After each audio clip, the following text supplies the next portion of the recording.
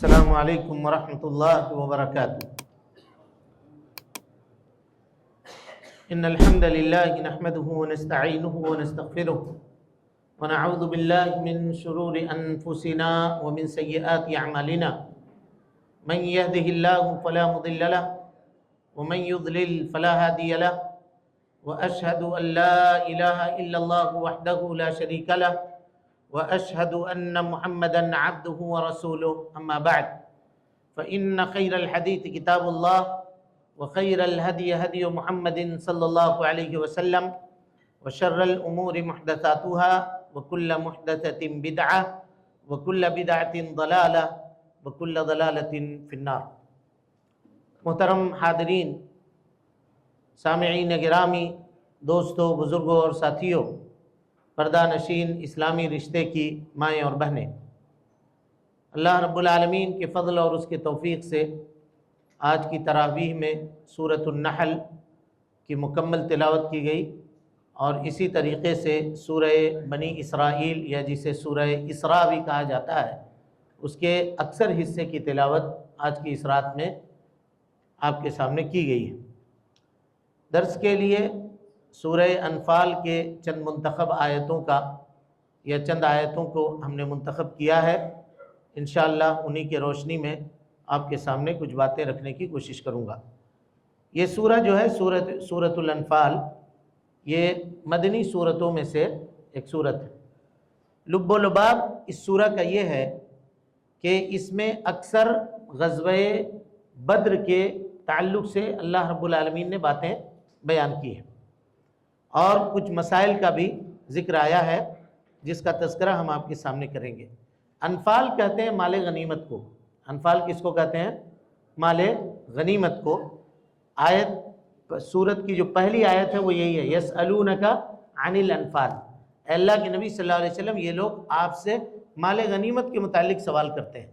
تو مال غنیمت، قل الانفال للہ والرسول، تو کہیے کہ مال غنیمت پہ کس کا حق ہے؟ اللہ کا اور اس کے رسول کا حق ہے۔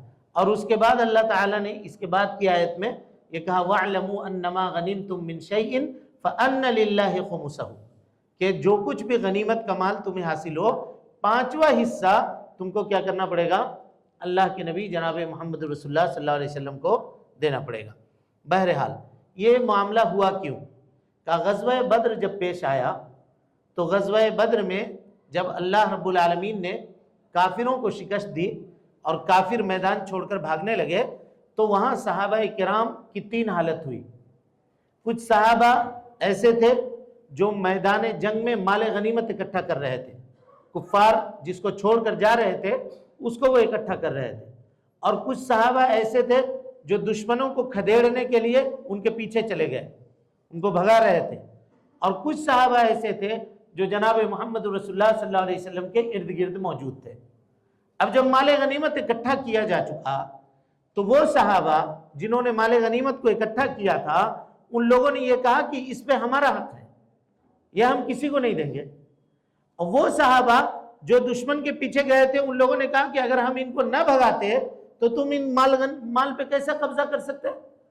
ہم نے ان کو بھگایا، ورنہ یہ پلٹ کر کے آتے، اس لیے اس کے اوپر کس کا حق ہے؟ ہمارا حق ہے۔ اور وہ صحابہ جو اللہ کے نبی جناب محمد رسول اللہ صلی اللہ علیہ وسلم کے ارد گرد موجود تھے، ان لوگوں نے کہا کہ اگر ہم نبی صلی اللہ علیہ وسلم کے پاس موجود نہیں رہتے اور کوئی کافر کوئی معاملہ کر دیتا خدا نخواستہ، تو تم جیتی ہوئی جنگ بھی ہار کے اندر تمہاری تبدیل ہو جاتی، اس لیے حق کس کا ہے؟ اس مال کے اوپر ہمارا حق ہے۔ حضرت سعد ابن ابی وقاص رضی اللہ تعالیٰ عنہ کو ایک تلوار ملی، بہترین تلوار، لے کر کے اللہ کے نبی صلی اللہ علیہ وسلم کے پاس آئے اور کہا کہ اللہ کے نبی صلی اللہ علیہ وسلم یہ تلوار ہمیں دے دیجیے، یہ غنیمت میں ملا ہے ہمیں دے دیجیے۔ اللہ کے نبی صلی اللہ علیہ وسلم نے کہا کہ نہ یہ میرا ہے نہ تیرا ہے، ابھی میں کیسے کس کو دوں؟ اللہ رب العالمین نے اس سلسلے میں کوئی فیصلہ ابھی فرمایا نہیں ہے، لہذا اب اس کو آپ ویسے ہی رہنے دیں۔ اب حضرت سعد ابن ابی وقاص کہتے ہیں کہ تلوار تو ہم نے رکھ دی، لیکن میرے دل میں تھا کہ اگر مجھے وہ تلوار مل جاتی تو میں اس سے فائدہ اٹھاتا، پتہ نہیں کس کو مل جائے گی۔ اس کے بعد جب یہ آیتیں نازل ہوئیں تو اللہ کے نبی صلی اللہ علیہ وسلم کو اللہ نے اختیار دیا کہ مال غنیمت پہ آپ کا معاملہ ہے، اب آپ اس کو جیسا چاہیں استعمال کریں۔ تو اللہ کے نبی صلی اللہ علیہ وسلم نے صحابہ کرام کو بلا کر کے اس مال کو کیا کیا؟ تقسیم کر دیا۔ اور حضرت سعد بن ابی وقاص رضی اللہ تعالیٰ عنہ کو بلا کر کے آپ صلی اللہ علیہ وسلم نے وہ تلوار کیا کی؟ ان کو عطا کر دی۔ سمجھ رہا ہے؟ اس پس منظر اور اس بیک گراؤنڈ میں یہ پوری کی پوری صورت نازل ہوئی ہے جس میں اللہ رب العالمین نے غزوے کے متعلق باتیں بیان کی ہیں۔ اب آپ یہ کہیے گا کہ انفال اس مال کو کہتے ہیں جو بغیر لڑے بھیڑے مسلمانوں کو حاصل ہو جائے، تو اس جنگ میں مسلمانوں نے لڑ کر کے وہ مال حاصل کیا تھا، پھر اس کو انفال کیوں کہیں گے؟ تو اس لیے کہیں گے کہ مسلمانوں کی پوری قوت اس میں معاملہ نہیں تھا، بلکہ اللہ تعالیٰ نے قدرتی طور پہ بھی مسلمانوں کی مدد کی تھی۔ کیا مدد کی تھی قدرتی طور پر؟ دیکھیے، جب کافر آئے تو کافروں نے جو زمین نچلی تھی جہاں پانی تھا، پانی کا کنواں تھا، چشمہ تھا، اس کے اوپر آ کر کے ان لوگوں نے قبضہ کر لیا۔ اور مسلمان جب پہنچے تو یہ اونچی زمین جو ہے وہاں پر آ کر کے ٹھہرے۔ اب ان کے پاس نہ پانی تھا اور نہ کھانا تھا۔ معاملہ یہ تھا، یہاں تک تھا کہ کچھ لوگوں کے دلوں میں یہ پیدا ہوا معاملہ کہ ہم پیئیں گے کیا، ہم کھائیں گے کیا، جبکہ ہمارے پاس پانی بھی نہیں ہے۔ اس معاملے میں تھے کہ اللہ رب العالمین نے تیز بارش برسائی، ایسی بارش کہ جل تھل ہو گیا معاملہ۔ اور صحابہ کرام نے کیا کیا؟ حوض بنا کر کے، چھوٹے چھوٹے حوض بنا کر کے پانی کو اسٹاک کر لیا، خود اپنے نہانے دھونے، وضو، غسل، سب کے لیے، سواریوں کو اور جانوروں کو پلانے کے لیے پورا پانی کیا ہو گیا؟ اسٹاک ہو گیا۔ اور وہ جو ریت جو تھی جس میں ان کے پاؤں جم نہیں رہے تھے، بارش تیز ہونے کی وجہ سے ریت کیا ہو گئی؟ بیٹھ گئی۔ اب اس کے اوپر ان کے قدم بھی جمنے لگے۔ اور اس کے بعد یہ جو پانی اوپر برسا اور ادھر سے برس کر کے کہاں آیا؟ نیچے آیا، تو جدھر کافروں کے خیمے تھے وہاں کیچڑ ہو گئے، ان کو چلنا مشکل ہو گیا، پھسلن ہو گیا معاملہ، اور ان کی حالت کیا ہو گئی؟ بد سے بدتر ہو گئی۔ سمجھ رہے ہیں کس طرح سے اللہ رب العالمین نے مدد کی؟ یہ ایک معاملہ ہوا۔ دوسرا معاملہ یہ ہوا کہ اللہ تعالیٰ نے کافروں کے دلوں کے اندر رعب ڈال دیا۔ اور تیسرا معاملہ یہ ہوا کہ فرشتوں کو نازل کر کے اللہ رب العالمین نے مسلمانوں کی مدد کی۔ صحابی رسول کہتے ہیں کہ ایک کافر کے پیچھے میں دوڑا اور میں نے اپنی تلوار اٹھائی کہ اس کو میں ماروں، اس سے پہلے ہی دیکھ رہا ہوں کہ وہ نیچے، میں نے تلوار سے چھوا تک نہیں ہے اور وہ زمین پہ گر کر کے تڑپ رہا ہے۔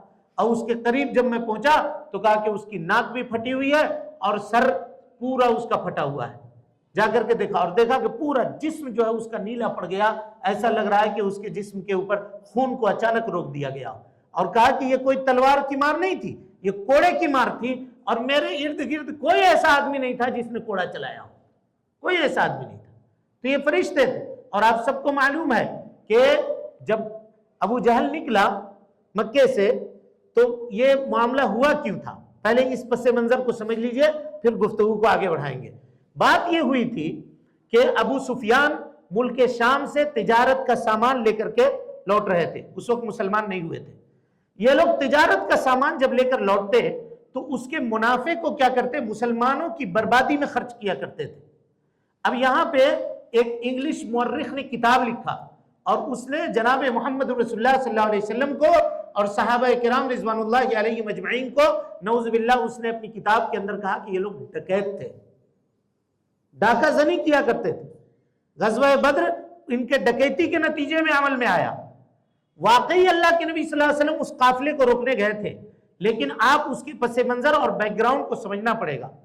آپ اس کے بارے میں کیوں نہیں کہتے ہیں کہ وہ مسلمان جنہوں نے ہجرت کیا تھا مکہ المکرمہ سے، مال ان کا تھا، وہ کمائے تھے مال، جب لے کر کے آ رہے تھے مشرکین نے ایک ایک مال چھین لیا۔ حضرت صہیب رضی اللہ تعالیٰ عنہ مال لے کر کے آ رہے تھے، بڑے تاجر تھے، اونٹ کے اوپر پورا مال لاد لیا، لے کر کے نکل کے جا رہے تھے۔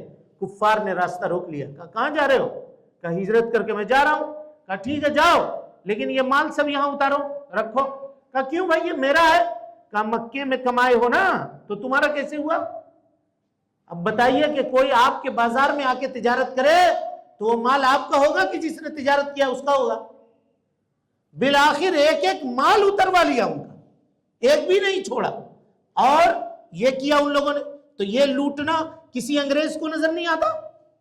حقوق انسانی کے نام پہ جو دہائی دینے والے لوگ ہوتے ہیں، صحابہ کرام کی اس پریشانی کسی کو نہیں نظر آتی؟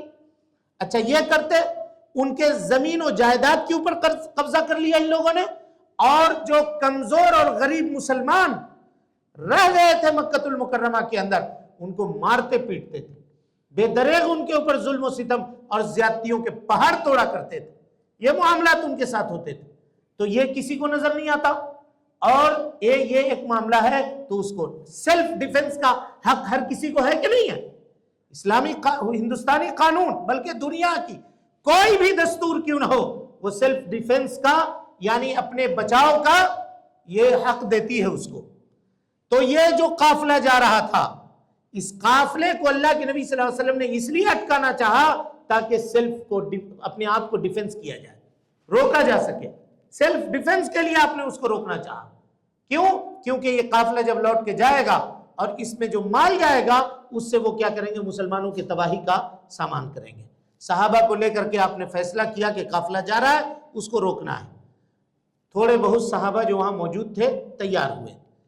کچھ لوگوں نے کہا کہ ہماری سواریاں دور چل رہی ہیں اللہ کے نبی صلی اللہ علیہ وسلم، ان کو لے آتے ہیں۔ کہا نہیں، ان کو لانے کی ضرورت نہیں، چلو ایسی کوئی بڑا معاملہ نہیں ہے، ایسی چلو۔ اب یہاں رد ہے ان لوگوں کے اوپر جو کہتے ہیں کہ اللہ کے نبی صلی اللہ علیہ وسلم عالم الغیب تھے۔ آپ کو یہ تک نہیں معلوم ہو سکا کہ ہمارے ساتھ بڑا مٹ بھیڑ ہونے والا ہے۔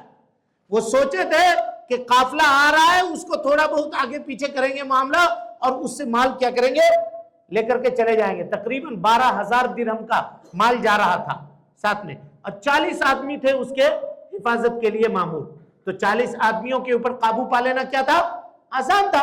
اس لیے تقریباً 314 یا 315 اور ایک کے مطابق 317 صحابہ کرام کو لے کر کے اللہ کے نبی صلی اللہ علیہ وسلم وہاں پہنچ گئے۔ لیکن ابو سفیان کو اس کی خبر پہلے سے لگ گئی، اس نے ایک تیز رفتار گھوڑے کو دوڑا دیا مکے کی طرف، اور ابو جہل کو خبر بھیجوایا کہ جلدی وہاں سے نکلو، اگر قافلے کو بچانا چاہتے ہو تو آؤ ہماری مدد کے لیے، کہ یہ لوگ ہم کو لوٹنا چاہتے ہیں۔ اب یہاں سے ابو جہل نے پوری تیاری کی، اور تیاری کر کے کیا کیا؟ نکلا۔ اللہ کے نبی جناب محمد رسول اللہ صلی اللہ علیہ وسلم اور صحابہ سے قافلے کو بچانے کے لیے، لیکن اس کو راستے میں پتہ چل گیا کہ قافلہ بچ گیا، لیکن اب اس کی موت تھی۔ اس نے کیا کہا کہ نہیں، قافلہ بچ گیا تو کیا ہوا؟ اب ہم جائیں گے وہاں بدر میں، رکیں گے وہاں، شراب پیئیں گے، اور ناچنے والی اور گانے والی گائیں گی، ہمارے بہادری کا چرچا ہوگا، تاکہ عرب کے اندر ہماری دھاک جم جائے، ہماری بہادری کا چرچا ہو جائے کہ کس طرح سے ہم نے قافلے کو بچا کر کے لے کر کے ہم گئے ہیں۔ سمجھ رہے ہیں؟ اور جو عقل مند لوگ تھے کہا کہ ہمارا کام ہو گیا ہے، کیا ضرورت ہے تم یہ کام کر رہے ہو، چلو واپس چلتے ہیں۔ کہا نا، واپس نہیں جائیں گے، آگے آؤ۔ اب اس میں ایک قبیلہ تھا، اس کا نام تھا بنو کنانہ۔ قبیلے کا کیا نام تھا؟ بنو کنانہ۔ اور یہ بنو کنانہ کے جو سردار تھے ان کا نام تھا سراقہ بن مالک ابن جعشم۔ کیا نام تھا؟ سراقہ بن مالک ابن جعشم۔ بنو کنانہ میں اور قریش میں معاملہ پٹتا نہیں تھا، تو ابو جہل کو یہ ڈر تھا کہ کہیں ہم ادھر نکل جائیں گے اور بنو کنانہ جو ہے وہ مسلمانوں کی مدد نہ کر دے، تو اسی لیے اس کے دل کے اندر تھوڑا بہت کھٹکا تھا۔ لیکن بنو کنانہ کے جو سردار تھے سراقہ ابن مالک، ان کی شکل اختیار کر لیا کس نے؟ ابلیس نے۔ ابلیس ان کی شکل اختیار کر کے آیا، بالکل ویسے ہی سراقہ ابن مالک کی طرح بن کر کے، اور کہا کہ ہم تمہارے ساتھ ہیں بھائی، ہمارا پورا قبیلہ تمہارے ساتھ ہے۔ اب ابو جہل خوش ہو گیا کہ چلو، جو ہم کو ایک خدشہ تھا وہ خدشہ بھی کیا ہوا؟ ختم ہو گیا۔ اب جب میدان جنگ میں بھیڑے دونوں، اور شیطان نے جیسے دیکھا کہ اللہ کی فوج اتر رہی ہے، بھاگا وہاں سے۔ ابو جہل نے کہا کہ کہاں بھاگ رہے ہو تم بھائی؟ لڑائی ابھی شروع ہوئی ہے، حالت ہماری پوزیشن اچھی نہیں ہے، اور تم چھوڑ کر کے بھاگ رہے ہو۔ کہا رہا بھائی میں جو دیکھ رہا ہوں تم دیکھ لیتے تو تم بھی بھاگ جاتے۔ کتنا بڑا بے ایمان ہے ابلیس، دیکھیے اس وقت بھی نہیں بتایا کہ میں کیا دیکھ رہا ہوں، نہیں بتایا، سسپینس میں رکھا۔ کہا کہ میں جو دیکھ رہا ہوں اگر تم دیکھو گے تو تم بھی میدان چھوڑ کر کے بھاگ جاؤ گے۔ بولا نہیں اور بھاگ گیا۔ نتیجہ یہ ہوا کہ ان لوگوں کو دھکیل کر آج جو دنیا میں ابلیس کی پیروی لوگ کر رہے ہیں اور اس کے پیچھے چل رہے ہیں، یہ ایسی معاملہ کرے گا، جہنم میں دھکل کے خود کیا ہو جائے گا؟ پیچھے ہو جائے گا، خود پیچھے ہو۔ بلکہ قیامت کے دن جب معاملہ ہوگا، آمنے سامنے ہوگا، تو اللہ رب العالمین سے یہی ابلیس کہے گا، اور وہاں پہ سامنے کھڑے ہو کر کے کہے گا کہ ذرا یہ بتاؤ تمہارے رب نے تم سے وعدہ کیا تھا تو تم اپنے رب کا وعدہ نہ مان سکے. ہم نے ایک بار تم کو کوئی کام کرنے کے لیے کہا تو تم میری بات مان لی ہے. تو جب تم کو یہ بات نہ سمجھ میں آئی تو آج مجھے کیوں ملامت کر رہے ہو؟ اپنے آپ کو ملامت کرو. تم کو بھی عذاب پانا ہے اور مجھے بھی عذاب سے دوچار ہونا ہے. کوئی عذاب سے ایک دوسرے کو بچانے والا نہیں ہوگا. تم مجھے کیوں الزام دیتے ہو؟ اپنے آپ کو کیوں نہیں الزام دیتے ہو؟ وہاں بھی یہ بے ایمان کیا کرے گا؟ تنہا اور اکیلے اپنے چاہنے والوں کو، اپنے ماننے والوں کو چھوڑ کر کے کنارے ہٹ جائے گا اور کہے گا کہ ہمارا معاملہ ان کے ساتھ کچھ بھی نہیں تھا. اسی لیے کبھی بھی ابلیس کی پیروی نہیں کرنی چاہیے، اس سے ہمیشہ بچنی چاہیے. اب دیکھیے آیت کریمہ کو پڑھتے ہیں اور چند باتیں آپ کے سامنے رکھنے کی کوشش کرتے ہیں. اللہ تعالیٰ کہتا ہے فاتقوا اللہ، اے لوگو اللہ کا تقوی اختیار کرو، وَأَصْلِحُوا ذَاتَ بَيْنِكُمْ، اور آپس میں ناچاکیاں پیدا مت کرو. یہ جو ہم غنیمت لیں گے فلاں لے گا، یہ سب ناچاکی آپس میں کیا کرو؟ پیدا نہ کرو. مل جل کر کے رہو. اصلحوا ذات بینکم، آپسی معاملات کی اصلاح کر لو، ایک ساتھ رہو. وَأَطِیعُوا اللَّهَ وَرَسُولَهُ، کا آپسی معاملہ کیسے درست ہوگا؟ آج لوگ نعرہ لگاتے ہیں اس کے نام پہ اکٹھا ہو جاؤ، اس کے نام پہ اکٹھا ہو جاؤ، اس کے نام پہ اکٹھا ہو جاؤ. جب تک لوگ اللہ اور اس کے رسول کی اطاعت کے اوپر اکٹھا نہیں ہوں گے، اکٹھا نہیں ہو سکتے ہیں. یہ بات جان لیجیے، کبھی بھی اکٹھا نہیں ہو سکتے ہیں. کہا وَأَطِیعُوا اللَّهَ وَرَسُولَهُ إِن كُنتُم مُؤْمِنِينَ، اللہ اور اس کے رسول کی اطاعت کرو اگر تم مومن ہو تب. اور اس کے بعد اللہ نے کہا إِنَّمَا الْمُؤْمِنُونَ الَّذِينَ، مومن تو وہ ہیں اِذَا ذُكِرَ اللَّهُ، جب ان کے سامنے اللہ رب العالمین کا ذکر کیا جاتا ہے، وَجِلَتْ قُلُوبُهُمْ، ان کے دل جو ہے دہل جاتے ہیں. اللہ کے ذکر سے ان کے دل کیا ہوتے ہیں؟ دہل جاتے ہیں. وَإِذَا تُلِيَتْ عَلَيْهِمْ آيَاتُهُ، اور جب اللہ تعالیٰ کی آیتوں کی تلاوت کی جاتی ہے، زادتہم ایمانا، ان کے ایمان میں کیا ہو جاتا ہے؟ زیادتی ہو جاتی ہے. وَعَلَىٰ رَبِّهِمْ يَتَوَكَّلُونَ، اور یہ وہ لوگ ہیں جو اللہ کے اوپر توکل اور بھروسہ رکھنے والے ہیں. اس سے یہ پتا چلا کہ مومن کے ایمان میں کمی بھی ہوتی ہے اور مومن کے ایمان میں زیادتی بھی ہوتی ہے. یہ امام حنیفہ رحمۃ اللہ علیہ اور ان کے ماننے والوں کے مسلک کے اوپر کیا ہے؟ رد ہے اس آیت میں، جو کہتے ہیں کہ ایمان کے اندر کمی اور زیادتی نہیں ہوتی ہے. غور سے اس مسئلے کو ذرا سمجھیے. کچھ لوگ یہ کہتے ہیں کہ ایمان کے اندر کمی اور زیادتی نہیں ہوتی ہے. کہا دلیل کیا ہے آپ کی؟ تو کہا ایمان نام ہے تصدیق کا. ایمان کس کا نام ہے؟ تصدیق کا. اور اگر تصدیق کے اندر کمی کیجیے گا تو کیا ہو جائے گا؟ شک ہو جائے گا. تو جب شک ہوگا تو ایمان باقی نہیں رہے گا. وہ یہ کہتے ہیں. تو اس کا مطلب یہ ہے کہ ایمان برابر ہے. یہ کتنا گھناؤنا عقیدہ ہے اور کتنا گڑبڑ عقیدہ ہے، ذرا آپ سوچئے. یہ عقیدہ کس کا ہے؟ عام طور پہ یہ مرجیہ کا عقیدہ ہے. مرجیہ وہ فرقہ ہے، وہ یہ کہتا ہے کہ اگر کوئی آدمی ایمان لایا ہو، لا الہ الا اللہ محمد رسول اللہ کا اس نے اقرار کیا ہے، اب اس کے بعد وہ چوری کرے، کوئی بھی گناہ کرے، اس کے ایمان میں کوئی کمی نہیں ہوگی. کیوں؟ کیونکہ ایمان ثابت چیز کا نام ہے، اس میں کمی اور زیادتی نہیں ہوتی ہے. ٹھیک ہے.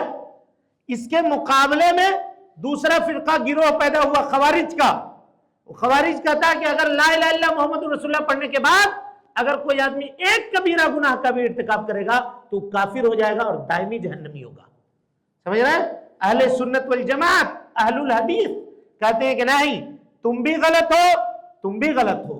اگر آدمی ایمان لاتا ہے اور ایمان لانے کے بعد نیکی کرتا ہے تو اس سے اس کے ایمان میں زیادتی ہوتی ہے. اور ایک آدمی ایمان لاتا ہے اور ایمان لانے کے بعد گناہ کرتا ہے تو اس سے اس کے ایمان میں کیا ہوتی ہے؟ کمی ہوتی ہے. تو کہا ایسے کیسے ہوگا؟ یقین کے اندر کیسے کمی ہوگا؟ کہا ابھی ہم آپ کو بتلاتے ہیں. اس کی ایک مثال لیجیے. اگر آپ مجھے سچا سمجھتے ہیں، اگر آپ مجھے سچا سمجھتے ہیں تو میں اگر آپ سے یہ کہوں کہ اس وقت میرے پاس دنیا کی سب سے بہترین عطر موجود ہے، اگر میں کہوں آپ کو تو آپ میری بات مانیے گا یا نہیں مانیے گا؟ اگر آپ مجھے سچا سمجھتے ہیں تو مانیے گا. اور اس کے بعد میں جیب میں ہاتھ ڈال کر کے وہ عطر کی شیشی نکال کر کے آپ کے سامنے دکھا دوں، کہا کہ یہ عطر ہے. تو جس وقت میں نے کہا تھا اس وقت کے یقین میں اور جب میں آپ کو یہ شیشی دکھا دیا ہوں اس وقت کے یقین میں فرق ہے نہیں ہے؟ ہاں ہے کہ نہیں فرق؟ کچھ اضافہ ہوا نہیں ہوا؟ پھر کسی کو بلاؤں، کہا ادھر آئیے، اور ان کے ہاتھ میں لگا دوں میں عطر، سنگا واقعی ماشاءاللہ آپ جو کہہ رہے تھے ایک دم بالکل صحیح ہے. تو جس وقت میں نے کہا تھا اس وقت کا یقین، جس وقت آپ نے وہ شیشی دیکھ لی اس وقت کا یقین، اور جس وقت آپ نے اس کو برت لیا اس وقت کا یقین، ان دونوں میں فرق ہوگا یا نہیں ہوگا؟ ہاں، یہی معاملہ ہے جب حضرت ابراہیم علیہ السلام نے اللہ رب العالمین سے یہ سوال کیا تھا کہ اللہ تو مردوں کو کیسے زندہ کرے گا؟ تو اللہ نے کہا اولم تؤمن، کیا تم کو ایمان نہیں ہے؟ کہا کہ بلا ہم کو ایمان ہے، ولکن لیطمئن قلبی، لیکن اے اللہ آنکھ سے اگر دیکھ لیں گے تو ایمان میں اور کیا ہو جائے گا؟ اضافہ ہو جائے گا. ایک تو ہوتا ہے یقین اور اس کے بعد ہوتا ہے عین الیقین، جس کو آدمی آنکھ سے دیکھتا ہے اس کو کیا کہتے ہیں؟ عین الیقین. عین مانے آنکھ، عین الیقین. اور اس کے بعد جب اس میں وہ معاملہ ہو جائے تب کیا ہو جائے گا؟ حق الیقین. ابھی جہنم کے بارے میں بات ہوتی ہے تو قرآن مجید حدیث کو اگر ہم سچا سمجھتے ہیں تو ہم کو یقین حاصل ہے. لَتَرَوُنَّ الْجَحِيمَ ثُمَّ لَتَرَوُنَّهَا، بولیے عین الیقین. یقین کی آنکھ سے جب دیکھ لے گا آدمی تو کافر کو اب پورا یقین ہو جائے گا کہ ہاں جہنم ہے. اب پھر جب اللہ تعالیٰ اٹھا کر کے والعیاذ باللہ اس میں لیا کر کے ڈال دے گا تب کیا ہوگا؟ پھر تو پورا ہو جائے گا معاملہ. تو اب ایمان میں کمی اور زیادتی ہوتی ہے نہیں ہوتی ہے؟ مسئلہ آ گیا سمجھ میں یا نہیں آیا؟ یہ بہت خطرناک عقیدہ ہے کہ اگر اس عقیدے کو مانا جائے تو پھر عمل صالح اور نیکی کرنے کی ضرورت ہی نہیں ہے دنیا کے اندر. ایک مرتبہ لا الہ الا اللہ محمد رسول اللہ پڑھ لیا تو اب سمجھے گا کہ اب تو ہم مومن ہو ہی گئے، ہمارا بیڑا کیا ہو جائے گا؟ پار ہو جائے گا. کتنا خطرناک عقیدہ ہے دیکھیے. دونوں عقیدہ کیا ہے؟ خراب ہے. تو کیا کہیے گا کہ ایمان میں کمی بھی ہوتی ہے اور ایمان میں زیادتی بھی ہوتی ہے. نیکی کرنے سے ایمان بڑھتا ہے اور کمی کرنے سے کیا ہوتا ہے؟ اور گناہ کرنے سے اور اسی طرح سے برائی کرنے سے اللہ کی نافرمانی کرنے سے ایمان میں کمی واقع ہوتی ہے. اب کہا کہ یہ مومن کون ہے؟ کہ الذین یقیمون الصلاۃ، جو نماز قائم کرتے ہیں. کئی مرتبہ اس پہ بات ہو چکی ہے. وَمِمَّا رَزَقْنَاهُمْ يُنْفِقُونَ، اور جو روزی ہم نے دی ہے اس کو وہ خرچ کرتے ہیں. اولئک هم المؤمنون حقا، اللہ کہتے ہیں در حقیقت یہی لوگ اصل میں مومن ہیں. لہم درجات عند ربہم، اللہ رب العالمین کے سامنے ان کے لیے درجات ہیں، مغفرت ہے اور پاکیزہ روزی ہے جو اللہ رب العالمین ان کو کہاں دے گا؟ قیامت میں عطا کرے گا جنت کی شکل میں. اس کے بعد اللہ کہتا ہے یا ایھا الذین آمنوا لا تخونوا اللہ والرسول وتخونوا اماناتکم وانتم تعلمون. اے ایمان لانے والو، اللہ اور اس کے رسول کی خیانت نہ کرو. اللہ اور اس کے رسول کی خیانت نہ کرو. اللہ اور اس کے رسول کی خیانت سے کیا مراد ہے؟ اللہ نے جن کاموں کے کرنے کا حکم دیا ہے اس کام کو آدمی کیا کرے؟ ترک کرے، چھوڑ دے. اور کبھی کبھی خیانت یہ بھی ہے کہ مسلمانوں کے درمیان کوئی معاملہ طے پایا، اس معاملے کو لے جا کر کے کافروں میں لکھ کر دیا، بتلا دیا. یہ بھی کیا ہے؟ خیانت ہے. مجلس میں ایک بات ہوئی، مجلس کی بات کیا ہوتی ہے؟ امانت ہوتی ہے. مجلس میں بیٹھنے والا آدمی بہت طرح کی باتیں بولتا ہے، یہاں سے سنا اور سن کر کے جا کر کے دوسرے کو کیا کیا؟ بتلا دیا. یہ بہت بڑا جرم ہے، بہت بڑا جرم ہے. خاص کر کے جنگ وغیرہ کے معاملات پہ اگر اس طرح کی بات ہو تو اس سے آدمی کو کیا کرنا چاہیے؟ اجتناب کرنا چاہیے. یہ معاملہ ہوا کیا؟ اللہ کے نبی صلی اللہ علیہ وسلم فتح مکہ کی تیاری کر رہے تھے. فتح مکہ کی تیاری کر رہے تھے. آپ صلی اللہ علیہ وسلم کا معاملہ یہ تھا کہ جب آپ کسی لڑائی کے لیے جاتے تھے تو لڑائی کو چھپاتے تھے، بتاتے نہیں تھے. چند لوگوں کو بتا دیتے تھے کیونکہ بات لیک نہ ہو. اور فتح مکہ کو خاص طور پہ آپ نے سیکرٹ رکھا تھا. اس لیے سیکرٹ رکھا تھا کہ اگر پہلے سے ان کو پتہ چل جائے تو وہ بھی تیاری کریں گے اور ہم لوگ تیاری کر کے جائیں گے تو مٹ بھیڑ ہوگی، قتال ہوگا، مار پیٹ ہوگا. مار پیٹ سے نبی صلی اللہ علیہ وسلم کیا چاہ رہے تھے؟ اجتناب کرنا چاہ رہے تھے. یہ نہیں کہ بزدلی کا معاملہ تھا، یہ تھا کہ لڑائی جھگڑا کیے بغیر مکے کو حاصل کر لیں. اور یہاں ان کے اوپر رد ہے جو لوگ یہ کہتے ہیں کہ تلوار کے ذریعے سے معاملہ کیا اور یہ کیا اور فلاں کیا، بدنام کرنے کے لیے جو لوگ اس طرح کے پروپیگنڈے کرتے ہیں. بہرحال ایک صحابی ہیں، ان کا نام تھا حضرت حاتب ابن ابی بلتعہ رضی اللہ عنہ. حاتب ابن ابی بلتعہ رضی اللہ عنہ، انہوں نے ایک خط لکھا مکہ والوں کو اور خط لکھ کر کے کہا کہ تم لوگ تیاری کر لو، مدینے میں تمہارے معاملے میں ایسے ایسے معاملات بنائے جا رہے ہیں. صحیح بخاری کی روایت ہے۔ ایک خاتون کو وہ خط حوالے کیا، کس کو؟ خاتون کو دیا۔ خاتون نے اپنی چوٹی میں جوڑا جو ہوتا ہے نا، جوڑے کے اندر چھپا کر کے لے کر کے نکلی یہاں سے۔ 3 دنوں کے بعد اللہ کے نبی صلی اللہ علیہ وسلم کو وحی کے ذریعے اس کی خبر ہوئی۔ اللہ کے نبی صلی اللہ علیہ وسلم نے حضرت علی کو اور 2 صحابی کو بلایا، کہا کہ آپ ایسا کرو، جاؤ یہاں تک کہ چلتے چلتے ایک مقام جہاں روضہ خاک کہتے ہیں، اس جگہ کا نام ہے، مکہ اور مدینہ کے درمیان، کہ وہاں پہنچو گے، وہاں ایک زغینہ، ایک خاتون ملے گی، اس خاتون کے پاس ایک خط ہے، وہ خط لے کر کے سیدھا یہاں حاضر ہو۔ ڈائریکٹ 2 ٹوک لفظوں میں نبی صلی اللہ علیہ وسلم نے کہا۔ یہ لوگ چلتے گئے، ٹھیک جہاں کہا تھا اللہ کے نبی صلی اللہ علیہ وسلم نے، وہاں خاتون مل گئی۔ کہا کہ اے رکو، تمہارے پاس خط ہے؟ کہا نہیں ہے۔ پھر کہا خط ہے؟ کہا نہیں ہے، ہمارے پاس کوئی خط نہیں ہے۔ کہا دیکھو ہمارے نبی نے بتایا ہے کہ خط ہے تمہارے پاس، اور خط تو ہے تمہارے پاس، دے دو، اور نہیں تو ہم تمہارے کپڑے اتار کے بھی تلاشی لے سکتے ہیں تمہاری، تم کچھ نہیں کر سکتی ہو۔ اس سے اچھا ہے کہ تم پہلے ہی کیا کرو، سرنڈر کرو۔ جب خاتون نے دیکھا کہ اب ہم کوئی بچنے کی صورت نہیں ہے، تو اس نے اپنی چوٹی کے اندر سے خط نکال کر کے دے دیا، لے کر کے آئے یہ لوگ۔ جب یہاں خط کھولا گیا تو دیکھا کہ حاتب ابن ابی بلتعہ رضی اللہ تعالی عنہ نے خط لکھ دیا تھا، کس کو؟ مکہ والوں کو، اور اس کی اطلاع دے دی تھی۔ نبی صلی اللہ علیہ وسلم نے بلایا۔ اس سے یہ پتا چلا کہ اگر کوئی آدمی سے غلطی ہو جائے تو اس کو صفائی کا موقع دینا چاہیے۔ سمجھ رہے ہیں؟ کسی بھی معاملے میں کسی کے تعلق سے رائے قائم کرنے سے پہلے، پروپیگنڈا کرنے سے پہلے اس سے صفائی لے لینی چاہیے۔ کس کی؟ یہاں دیکھیے ثبوت ہے، سب کچھ ہے، پھر بھی بلا رہے ہیں آپ نے بلایا ان کو، کہا کہ یہاں آؤ، حاضر ہوئے ہو، کہا کہ کیا ہے جی، یہ کیا معاملہ ہے؟ اور حضرت عمر ابن خطاب کہہ رہے ہیں کہ نہیں، آپ ہمیں اجازت دیجئے، اس نے بڑی غداری کی ہے، اب اس کا زندہ رہنا یہ ہم لوگوں کے لیے مناسب نہیں۔ آپ نے کہا محلن عمر، ٹھہرو، بات سمجھو تھوڑی دیر، سمجھنا تو ہم کو معاملہ ہے کیا۔ کہا کہ کیا بات ہے، کیوں ایسا کیا؟ کہا اللہ کے نبی صلی اللہ علیہ وسلم، میں کوئی دین سے مرتد نہیں ہوا ہوں، اور نہ کافروں کے تعلق سے میرے دل میں کوئی ہمدردی پیدا ہوئی ہے، کچھ بھی نہیں ہے، لیکن یہاں جتنے لوگ موجود ہیں ان کے کوئی نہ کوئی رشتہ دار مکے میں رہتے ہیں، اور ان کے بال بچوں کی وہاں حفاظت ہوتی ہے۔ آپ جانتے ہیں کہ میں مکے کا رہنے والا نہیں ہوں، مکہ کے باہر سے آ کر کے بسا ہوں، میرے بال بچے وہاں موجود ہیں۔ میں چاہ رہا تھا کہ کافروں کے اوپر ایک احسان کر دوں کہ کل چل کر کے لڑائی میں کچھ معاملہ ہو تو میرے بال بچوں کو نقصان نہ پہنچے، بس اتنا ہی چاہا تھا۔ اللہ کے نبی صلی اللہ علیہ وسلم نے کہا کہ اس نے بالکل سچ کہا ہے۔ حضرت عمر نے اس کے بعد بھی کہا کہ نہ، ایسا معاملہ، تو اللہ کے نبی نے کہا کہ تمہیں معلوم ہے یہ بدری صحابی ہیں، بدر میں حاضر ہوئے حاتب ابن ابی بلتعہ، اور اللہ کے نبی صلی اللہ علیہ وسلم نے فرمایا کہ اللہ نے اہل بدر کے اوپر جھانک کر کے کہا اعملوا ما شئتم، جو عمل کرنا ہے تم کرو، قد غفرت لکم، میں نے تم کو معاف کر دیا ہے، اللہ اکبر۔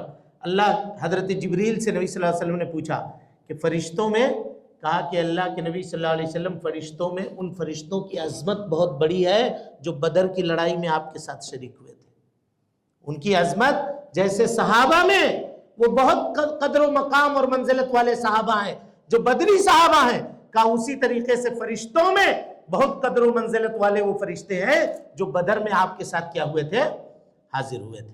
تو کہا کہ خیانت نہ کرو، وَتَخُونُوا أَمَانَاتِكُمْ وَأَنْتُمْ تَعْلَمُونَ، اور اس کے بعد کہا بس ایک آیت اس کو پڑھتے ہیں کہ وَاعْلَمُوا أَنَّمَا أَمْوَالُكُمْ وَأَوْلَادُكُمْ فِتْنَةٌ، یہ جان لو کہ تمہارے مال اور تمہارے اولاد یہ تمہارے لیے کیا ہے؟ فتنہ، تمہارے مال اور تمہارے اولاد تمہارے لیے فتنہ ہے، اور وَأَنَّ اللَّهَ عِنْدَهُ أَجْرٌ عَظِيمٌ، اور اللہ رب العالمین کے سامنے اجر عظیم ہے۔ اب اولاد اور مال کیسے فتنہ ہے؟ تو ایک صحابی نبی صلی اللہ علیہ وسلم کے پاس حاضر ہوئے اور کہا کہ اللہ کے نبی صلی اللہ علیہ وسلم، کیا اولاد خیر نہیں ہے؟ کہاں ہے؟ کیا مال خیر نہیں ہے؟ کہاں ہے؟ تو پھر یہ فتنہ کیسے ہوا ہمارے لیے؟ کہا کہ سنو، جب بارش ہوتی ہے اور نیا نیا گھاس نکلتا ہے، ہریالی ایک دم چھا جاتی ہے، اور کوئی بیل یا کوئی گائے یا کوئی جانور جا کر کے اس گھاس کو، یعنی اس گھاس میں مٹھاس ہوتی ہے، کہ اس کو بھر پیٹ کھا لے، اتنا کھا لے کہ اب اس کو جگالی کرنے کی بھی جگہ باقی نہیں ہے، تو مرے گا نہیں مرے گا؟ जानवर मर जाएगा, दूसरे दिन से उसका पेट खराब होगा और मर जाएगा। जानवर ऐसे ही मरा करते हैं। चारा जब नया कट के आता है और उसको जब खिलाया जाए तो ताजा चारा जानवर खूब खाता है, और खाने के बाद क्या होता है, उसका पेट फूल जाता है, इलाज अगर न किया गया तो मर गया। तो अल्लाह के नबी सल्लल्लाहु अलैहि वसल्लम ने कहा कि जो लिमिट है उस लिमिट को हराम रास्ते से अगर तुम पार करोगे तो तुम्हारे लिए क्या हो जाएगा, फितना हो जाएगा। लेकिन वही जानवर जो थोड़ा घास चरे और फिर उसके बाद धूप में जाकर के खड़ा हो जाए, थोड़ी देर बैठे, जुगाली करे, उस खाने को हजम कर ले और उसके बाद जाकर के फिर चारा चरे, तो उसको कोई तकलीफ होगी क्या? नहीं होगी। क्या यही मामला है? और औलाद से फितना कैसे होता है? तो आज अब देखिए औलाद की तरबियत, औलाद का मामला, तरबियत के ताल्लुक से हम लोगों ने उसका कोई मामला या कोई इंतजाम हम लोगों के पास उसका नहीं है। फिर जब औलाद बड़ी हो जाए तो जहेज के नाम पे फितना है या नहीं है? बेटा वाला लाखों रुपए करोड़ों रुपए का डिमांड करता है, ये माँ बाप के लिए फितना है। वो औलाद जिसके नाम के ऊपर, जिस बच्चे के नाम के ऊपर जहेज का मुतालबा किया जाए और पैसा लिया जाए, हराम है वो रुपया, ये जान लीजिए।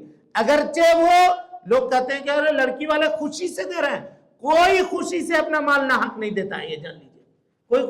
कोई खुशी से भी दे तो काहे को देगा आपको? बोलिए, दूसरे को क्यों नहीं देगा? आप दामाद बन रहे हैं, आपके घर से समधियाना हो रहा है, तो आप ही को क्यों देगा? क्या आप गरीब हैं? कोई खुशी से दे रहा है तो माल ले रहे हैं? क्या आप फकीर हैं? क्या आप मोहताज हैं? तो लीजिए उसका माल, ज़कात खैरात समझ करके वो दे रहा है तो आप उसको ले लीजिए। समझ में आ रही बात? तो ये इस तरह से फितना है। वअलमू अन्नमा अमवालुकुम व औलादुकुम फितना व अन्नल्लाह इंदहु अजरुन अज़ीम। और अल्लाह ताला कहता है, ऐ ईमान लाने वालों, अल्लाह का तकवा अगर इख्तियार करोगे तो अल्लाह ताला हक और बातिल के दरमियान तमीज करने की सलाहियत तुमको दे देगा और तुम्हारे गुनाहों को माफ कर देगा और तुमको जन्नत में दाखिल करेगा।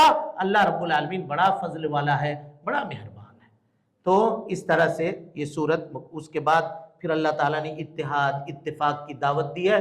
और फिर मदीना के 3 बड़े बड़े कबीले यहूदी जो मदीना में मौजूद थे, उनसे अल्लाह के नबी सल्लल्लाहु अलैहि वसल्लम ने जो पैक्ट किया था, जो मुआहदा किया था, उसका तज़किरा है। अल्लाह ताला से दुआ है कि अल्लाह ताला हमें और आपको हुस्न अमल की तौफीक दे, हम सब की इस्लाह फरमाए, नेकियों को कबूल करे, सय्यात से दरगुजर फरमाए, जब तक जिंदा रखे, दीन इस्लाम पे जिंदा रखे, और जब उठाए ईमान पे उठाए। आमीन व आखिरु दावाना अल्हम्दुलिल्लाहि रब्बिल आलमीन। मोहतरम सामिईन व नाज़रीन, आप तमाम हजरात से गुजारिश है कि मरकज़ी जामा मस्जिद के खुतबात और दुरूस को अगर आप सुनना चाहते हैं तो इस चैनल को आप लाइक करें, इसको सब्सक्राइब करें और इसको लोगों तक फैलाने की कोशिश करें। अल्लाह रब्बुल आलमीन हम सब की नेकियों को कबूल करे। व जज़ाकुमुल्लाहु खैरा।